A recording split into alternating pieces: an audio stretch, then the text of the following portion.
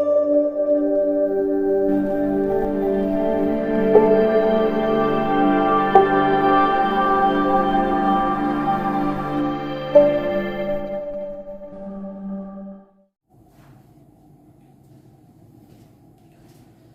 students, welcome in our Career Endeavor Coaching Institute.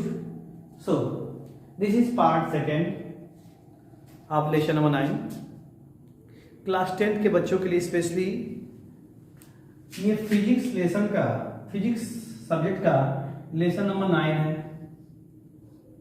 Lesson number 9 part first में मैं light के बारे में, प्रकाश के बारे में, रिफ्लेक्शन के बारे में और रिफ्रैक्शन के बारे में डिस्कशन थोड़ा किया था। और कुछ इंपॉर्टेंट पॉइंट्स भी था कि मिरर को बनाने के लिए किस केमिकल का पेस्टिंग किया जाता है। कुछ स्फेरिकल मिरर के बारे में बताए थे कि कॉन्वेक्स और कॉन्केव होता है। तो इन बातों को पहले वीडियो में मैं बता चुका हूं। सेकेंड वीडियो में बताने जा रहा हूं लॉ ऑफ रिफ्लेक्शन, बहुत इंपॉर्टेंट है। लॉ ऑफ रिफ्लेक्शन एग्जाम में आ चुका है, तो बच्चों को पता होना चाहिए कि वाकई में लॉ ऑफ रिफ्लेक्शन होता क्या है। तो मैं चलिए बताना शुरू करता हूं। सबसे पहले जितने भी क्लास 10th के बच्चे ना, उन लोगों को बुक पढ़ने की आदत होनी चाहिए। आदत डाल लीजिए, रीडिंग जरूरी है। हेडिंग करता हूं लॉ ऑफ रिफ्लेक्शन। वर्ड पे ध्यान दीजिएगा, रिफ्लेक्शन और रिफ्लेक्शन में थोड़ा सा अंतर है, लेकिन दोनों का डिफिनेशन अलग अलग है। Reflection is only possible in the case of mirror and also shining surface of the medium, but refraction जो होता है ना, ट्रांसपेरेंट मीडियम में जनरली पॉसिबल होता है। जितने भी पॉलिश्ड सरफेस होते हैं, पॉलिश्ड सरफेस के रिफ्लेक्टिंग सरफेस से लाइट को रिफ्लेक्ट करने की जो प्रोसेस होता है उसी को रिफ्लेक्शन कहते हैं। ये कई तरीके से हो सकता है। रिफ्लेक्शन भी दो तरीके का होता है। रेगुलर रिफ्लेक्शन, ध्यान से सुनिएगा, रेगुलर रिफ्लेक्शन जिसको वीडियो स्लो लगे वो वीडियो को तेज करके देख सकते, कोई दिक्कत नहीं। रेगुलर रिफ्लेक्शन ऑप्शन है वहां पे, वीडियो जो वॉच करेंगे ना आप, वहां पे ऑप्शन आता है right side, up side 3 dot, वहां पे स्पीड फास्ट करने का 2x पे देखो, 1.5x पे देखो, कोई दिक्कत नहीं है। लेकिन मैं पढ़ाऊंगा तो सुनो थोड़ा। रेगुलर रिफ्लेक्शन और इरेगुलर रिफ्लेक्शन। इरेगुलर रिफ्लेक्शन होगा, बहुत लोगों को पता भी होगा, बहुत लोगों को पता नहीं होगा, जबकि जानना चाहिए। लाइट लेसन पढ़ रहे हैं तो उससे संबंधित जितने भी छोटी छोटी बातें हैं उसको आपको पता होना चाहिए। अगर नहीं पता है तो आप, इसका मतलब सही दिशा में नहीं है। रेगुलर रिफ्लेक्शन में होता क्या है, एक प्लेन मिरर पे लाइट इंसिडेंट होती है। लाइट इंसिडेंट होती है ऐसे लाइट ऐसे, और ये रिफ्लेक्ट हो जाती है ऐसे। ध्यान दीजिएगा, ये दोनों पैरेलल होने चाहिए, ये दोनों लाइन एक दूसरे के पैरेलल होने चाहिए। ये एक ही रे नहीं है, ऐसे कितने रे होते हैं, बहुत सारे रे हैं। इसको बोलते हैं रेगुलर रिफ्लेक्शन बेटा, रेगुलर रिफ्लेक्शन। क्लास 8 क्लास 9 के बुक में मेंशन्ड है, जनरली क्लास 8 7 के। इरेगुलर रिफ्लेक्शन में क्या होता है, जिग जैग टाइप का मिरर होता है। जिग जैग मीन्स टेढ़ा मेढ़ा सरफेस, रिफ्लेक्टिंग सरफेस होता है मिरर का, उसको बोलते हैं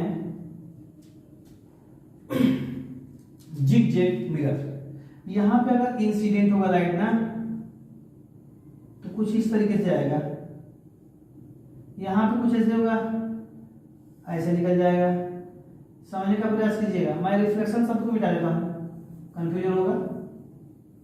लाइट कुछ इस तरीके से इंसिडेंट होता है और रिफ्लेक्ट होता है, तो आपको समझना है, ये देखिए कैसे कैसे। लेकिन एक चीज इसमें ध्यान देना है, जब लाइट इंसिडेंट हुआ जिस पॉइंट पे, वहां से एक नॉर्मल को गुजार सकते हैं, इमेजिनरी लाइन होता है। इंसिडेंट लाइट और उस नॉर्मल के बीच का जो एंगल होता है ना बेटा, आई होता है। और नॉर्मल और रिफ्लेक्टिंग रे के बीच का जो एंगल होता है उसको एंगल ऑफ रिफ्लेक्शन कहते हैं। वर्ड को ध्यान से सुनिएगा, कहीं रिफ्लेक्शन की जगह पर रिफ्रैक्शन ना सुन लीजिए। आई और आर बराबर होता है, चाहे वो रेगुलर रिफ्लेक्शन हो चाहे इरेगुलर। ध्यान समझिएगा, कोई दिक्कत नो। तो मैं इस टॉपिक को यही भी खत्म करता हूं, क्लास 10th के सिलेबस में नहीं है। Screenshot, okay.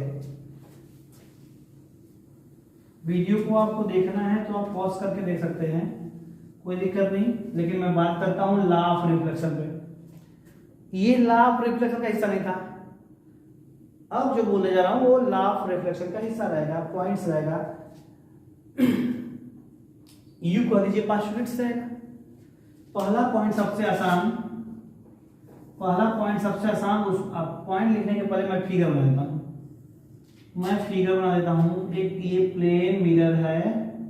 प्लेन मिरर पे जब कोई लाइट गिरती है ना तो ये रिफ्लेक्ट हो जाती है। Most of the light, incident lights are reflected from the reflecting surface of the mirror, okay. और जिस पॉइंट पे गिरता है ना लाइट, उसको भूलिएगा मत, इंसिडेंट पॉइंट बोलते हैं।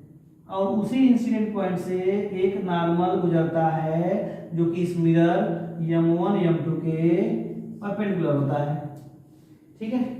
इसको मैं अगर A कहूं, इसको O कहूं, इसको B कहूं, तो यहाँ पे बेटा AO जो होगा ना, इंसिडेंट कह लीजिए, रेज होता है, मान लीजिए।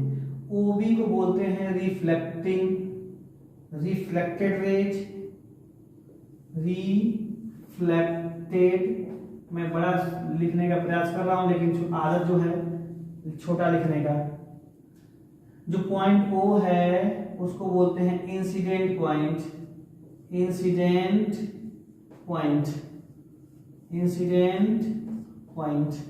बेटा जो M1 M2 है ना, वो मिरर है। क्या है? मिरर है। मैं बोल भी रहा हूं, अगर ये दिख नहीं रहा होगा ना तो मैं बोल भी तो रहा हूं। N डैश जो है नॉर्मल है। नॉर्मल की एक प्रॉपर्टी ये होती है, आप समझ जाइए, वो जो नॉर्मल है वो परपेंडिकुलर होता है मिरर के। किसके? मिरर के। इतनी बातें। तो फर्स्ट पास में ये करना है कि एंगल ऑफ इंसिडेंट, ये एंगल का सिंबल है बेटा। Angle of incidence is equal to angle of reflection. ये बात फर्स्ट पास्टुलेट का फर्स्ट रूल है, फर्स्ट लॉ है रिफ्लेक्शन का। दूसरा जो है बहुत इंपॉर्टेंट है, मैं कितने बच्चों से पूछा, सही जवाब नहीं मिलता है। सब बच्चे पढ़ते हैं लेकिन एक्सप्लेनेशन, आंसर तो सही बोलते हैं लेकिन बताते हैं, लेकिन एक्सप्लेनेशन सही नहीं बता पाते हैं। इसको नोट करिए, थोड़ा सा मैं इस पॉइंट को मिटाऊं।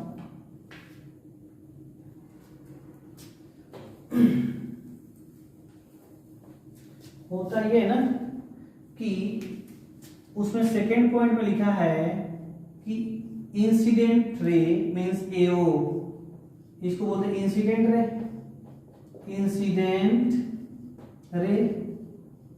दूसरा रिफ्लेक्टिंग रे OB, रिफ्लेक्टिंग रे। और एक है normal, NN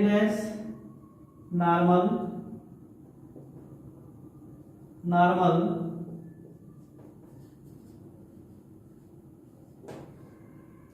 all three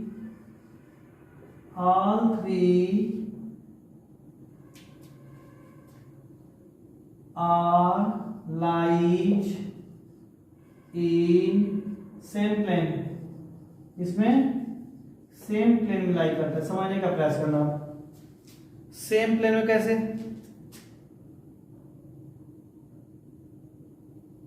same plane में कैसे? तो ये देखिए मैं बता रहा हूं, सेम प्लेन में ऐसे मान लीजिए प्लेन है, ये प्लेन मिरर है, इस पे अगर ये लाइट इंसिडेंट किया ऐसे, तो जिस पॉइंट पे किया वो इंसिडेंट पॉइंट कहलाएगा, और ये है मार्कर इंसिडेंट रे, और यहां से मैं एक मार्कर को ऐसे रिफ्लेक्ट कर देता हूं ऐसे, तो ये दोनों मार्कर एक दूसरे से भी बना रहे हैं। जब भी बनाएंगे तो मैं चाहूंगा तो इस दोनों मार्कर को, और वो जहां पे दोनों मार्कर एक दूसरे को टच किया है, दोनों मार्कर एक दूसरे को टच किया है, जहां पे मैं चाहूंगा तो एक प्लेन से इस मार्कर को इस जो नॉर्मल इस इंटरसेक्ट जो इंसिडेंट पॉइंट से जो नॉर्मल गुजर रही है ना, वो तीनों एक ही प्लेन से कट जाएगा। मींस ये इंसिडेंट रे, इस फिगर के हिसाब से देखेंगे तो ये वाला मार्कर इंसिडेंट रे हो जाएगा, इंसिडेंट रे, ये रिफ्लेक्टिंग रे, और जहां पॉइंट इंसिडेंट पॉइंट कहलाता है वहां से एक नॉर्मल ऐसे ऊपर आएगा, ये इमेजिनरी, तो वो नॉर्मल इस मिरर के परपेंडिकुलर होगा। अब देखिए ये एक प्लेन लीजिए, कोई चाकू लीजिए, इस मार्कर को काटेंगे तो साथ में ये मार्कर भी कटेगा और वो नॉर्मल भी कटने वाला है, इसलिए कहते हैं ये इंसिडेंट रे, रिफ्लेक्टेड रे और वो नॉर्मल या इंसिडेंट पॉइंट सेम प्लेन में पड़ता है, क्योंकि एक ही प्लेन से कट जा रहा है। ये समझना मुझे, समझ आ गया? तो बच्चे समझ नहीं पाते हैं कि प्लेन कौन सा, कुछ बच्चे तो यही समझते हैं इसी को प्लेन कहा जा रहा है। ये प्लेन नहीं बेटा, इंसिडेंट लाइट, यहां से रिफ्लेक्टेड लाइट, और ये रहा नॉर्मल, तीनों को मैं एक चाकू से काट सकता हूं, एक प्लेन से काट सकता हूं, तो वो प्लेन कहलाएगा सेम प्लेन। इस प्लेन में है तीनों, इस प्लेन में नहीं है। बहुत से बच्चे एक्सप्लेनेशन में बताते हैं सर इसी प्लेन में है, नहीं। आज आपको समझना होगा ये जो इंसिडेंट लाइट है, ये जो रिफ्लेक्टेड लाइट है और ये नॉर्मल है, तीनों एक प्लेन में है, क्योंकि ये बोर्ड पे है, बोर्ड का प्लेन, ना कि मिरर का। बोर्ड पे देखो, ये भी लाइन बोर्ड पे है, ये भी लाइन बोर्ड पे है, ये नॉर्मल भी बोर्ड पे है, तो बोर्ड के प्लेन में है। समझ आया क्या? ये दोनों पॉइंट लॉ ऑफ रिफ्लेक्शन का ही हिस्सा है, याद कर लीजिएगा। मैं आशा करता हूं कि आप लोगों को ये बातें समझ में आ गई होगी। ओके, चलते हैं, बातें करते हैं थोड़ा reflection of light, law of reflection हो गया। अब पढ़ा जाता है स्फेरिकल मिरर में कॉन्वेक्स और कॉनकेव के बारे में और उससे रिलेटेड कुछ पॉइंट्स। ओके, चलिए मैं इरेज करता हूं, ध्यान देना है। देखिए मेरा एक ही मकसद, इस वीडियो को देखने वाले उन सभी बच्चों को वो सारा पॉइंट क्लियर हो जाए जो वो लोग कोचिंग के अभाव में चाहे किसी कारणवश नहीं पढ़ पाते हैं। लेकिन एक रिक्वेस्ट भी है, मोबाइल का यूज आप सही तरीके से करें, ना कि वीडियो देखते देखते फेसबुक और व्हाट्सएप चलाने लगे। इसका भी विशेष ध्यान बच्चे, क्योंकि पढ़ लीजिए, समय बहुत इम्पोर्टेंट है। सही समय पे अगर सही काम हो गया, इस समय 10, 11, 12, 9 to 12 आपको स्टडी करना है, यही एक ट्रांजिशन फेज है। ओके, चलते हैं, बात करते हैं स्फेरिकल मिरर पे। इस पे स्फेरिकल, मैं इस समय जब वीडियो बना रहा हूं ना, रात को 12 बजने वाला है, तो रात को बनाने के पीछे रीजन है कि साउंड एक बाहरी साउंड नहीं आता है और वीडियो डिस्टर्ब नहीं होता है। स्फेरिकल मिरर बेटा कई बार मैं बता चुका हूँ, आज मैं बताता हूँ कॉन्वेक्स। किसकी बात कर रहा हूँ? Convex mirror. याद रखना कॉन्वेक्स मिरर कुछ ऐसे बनता है, ऐसे दिखता है, ये भी ध्यान देना। कैसा? ऐसा। किस प्रकार का जिंक लेपन होता है? इसका होता है एक या तो सिल्वर का हो जाएगा, या तो जिंक ऑक्साइड का हो जाएगा, या तो PbO का हो जाएगा लेड ऑक्साइड, या तो कहीं कहीं किताबों में मरकरी भी लिखा रहता है, कहीं कहीं एल्यूमिनियम ऑक्साइड का भी चर्चा किया गया है। तो अलग अलग बुक में अलग अलग लिखा गया है। अब देख लीजिए क्या सही है। जनरली मुझे लगता है ये ज़्यादा यूज किया गया है, सिल्वर जिंक ऑक्साइड। तो ये अपर सरफेस है। इन साइड में अगर पेस्टिंग किया गया है तो अपर साइड वाला हिस्सा कहलाएगा रिफ्लेक्टिंग सरफेस। इसका भी ध्यान देना है। इसको क्या बोलेंगे? रिफ्लेक्टिंग। क्या बोलेंगे बेटा? Reflecting surface. सरफेस बोलेंगे। क्या बोलेंगे? Reflecting surface. एक दूसरा क्या होता है? दूसरा बेटा ऐसे होता है, अंदर को धसा हुआ इनसाइड, तो आउटर सरफेस पे पेस्टिंग किया जाता है। क्या किया जाता है? पेस्ट। और इस सरफेस को बोलते हैं रिफ्लेक्टिंग सरफेस। क्या बोलते हैं? रिफ्लेक्टिंग सरफेस बोलते हैं। चलिए नोट कर लीजिए इस बात को, बहुत बार बता चुका हूँ, सेकेंड वीडियो में भी बता चुका हूँ। ओके, चूंकि सेकेंड वीडियो है, सॉरी फर्स्ट वीडियो बता चुका हूँ। बच्चे बहुत भूल जाते हैं कॉन्वेक्स और कॉन्केव में। मैं बता दूं,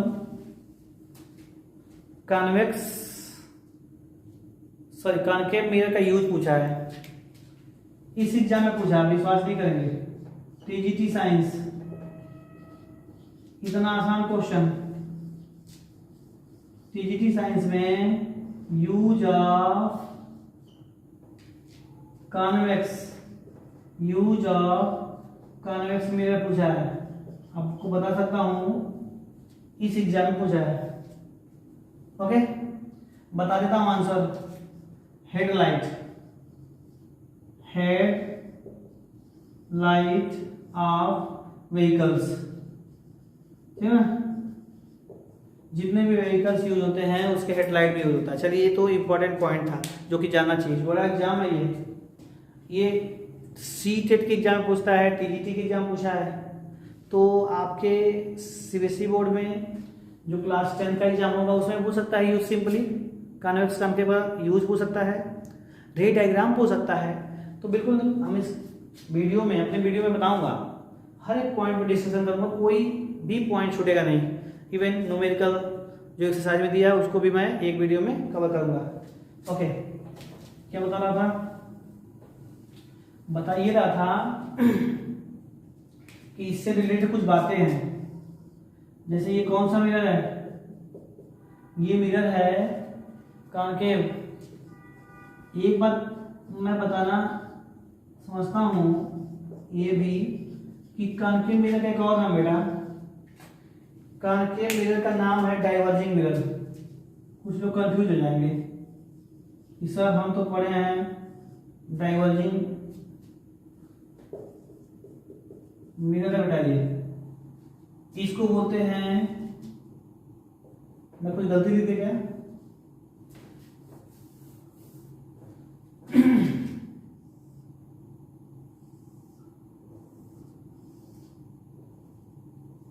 अब आपको क्लियर हो जाएगा। ये कन्वर्ज कर रहा है, एक पॉइंट पे कन्वर्ज कर रहा है, इसलिए इसको बोला जाएगा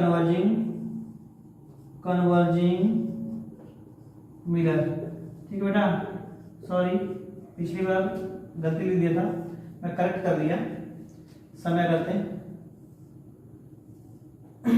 इस पे कोई अगर रे पास होती है ना तो ये कुछ इस तरीके से गुजर जाता है।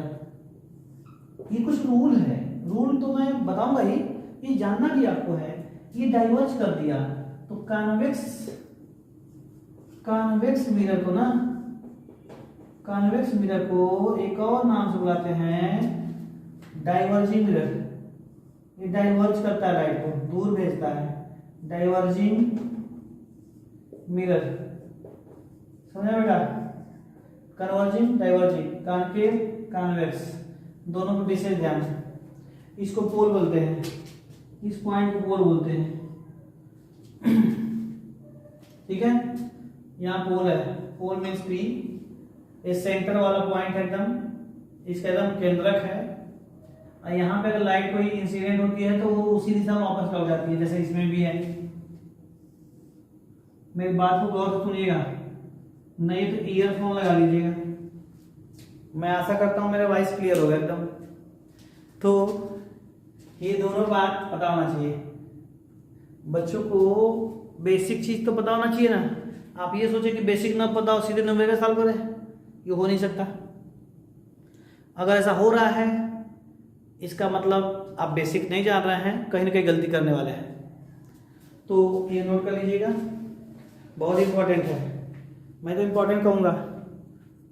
ओके, वीडियो लंबा ना हो जाए, 21-22 मिनट का हो गया है, इसलिए मैं कोशिश करता हूँ ये यहीं पे समाप्त कर देता हूँ। उसके बाद प्रॉपर्टी आगे बताऊँगा अगले पार्ट 3 में। तो नेक्स्ट वीडियो पाने के लिए आपको समझ में आ रहा है तो लाइक करो, वीडियो समझ में आ रहा है तो लाइक करिए, अन्यथा कोई दिक्कत नहीं है, डिसलाइक भी कर सकते हैं। तो और नेक्स्ट वीडियो, जिसको वीडियो पसंद आया तो वो उसको सब्सक्राइब कर दे वीडियो को, ताकि मैं जब भी वीडियो बनाऊँ तो आपको नोटिफिकेशन मिल जाए। मैं पर डे वीडियो बनाऊँगा, कभी फिजिक्स, कभी केमिस्ट्री, कभी 12th का केमिस्ट्री, तो कभी 11th का केमिस्ट्री, कभी 10th का केमिस्ट्री, कभी 9th का साइंस, कभी 10th का फिजिक्स। ओके, मैं 9 to 12 वीडियो बनाऊंगा। जो बच्चे 9 to 12 में हैं वो बच्चे इस वीडियो को सब्सक्राइब कर दें, और ताकि नोटिफिकेशन ऑन हो जाए। Okay okay, thank you very much. जितना बताया हूँ उसको लर्न कर लीजिएगा, पढ़ लीजिएगा, revision is very important. Okay, thank you very much, thanks a lot.